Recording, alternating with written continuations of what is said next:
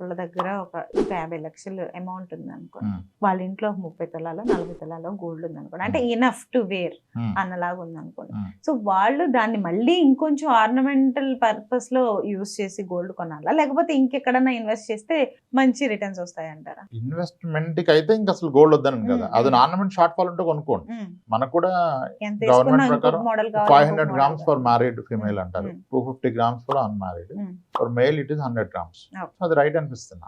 ప్రతి female if possibility వాళ్ళ పరిస్థితులు సహకరిస్తే, ఇప్పుడు ఇద్దరు అమ్మాయిలు ఉంటే వైఫ్ కూడా ఉంటది కాబట్టి 1.5 kilo గోల్డ్, ఇద్దరు అబ్బాయిలే ఉంటే వాళ్ళు వేసుకుని తిరగరు కాబట్టి వైఫ్కి ఒక 500 grams, వీళ్ళిద్దరికి ఒక 100 grams 100 grams.